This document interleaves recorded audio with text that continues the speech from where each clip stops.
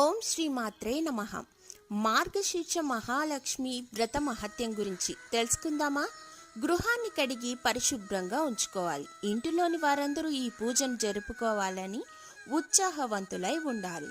వ్రతం ఆచరించే వారు పవిత్రమైన హృదయంతో వ్రత నియమాలు పాటించాలి. అనగా మధుపాన మాంసాహారాదులు విడిచిపెట్టాలి. ఈ వ్రతాన్ని మార్గశిర మాసమున వచ్చే మొదటి గురువారం రోజు ప్రారంభించాలి. అలాగే ఆఖరి గురువారం ఉద్యాపన చేయాలి. పీటకి పసుపు రాసి చుట్టూ 8 బొట్లు పెట్టి మధ్యన అందంగా ముగ్గు పెట్టాలి. లక్ష్మీదేవి ఫోటో పెట్టి మధ్యన గుప్పెడు బియ్యం వేయాలి. ఆ బియ్యంపై ఒక రాగి చెంబు పెట్టి అందులో నీళ్లు పోసి చిటికెడు పసుపు కుంకుమ వేసి అందులో మంచి ముత్యం, పగడం, రాగి పైసా, పోక చెక్క, దర్భగడ్డి, బంగారం వేయాలి.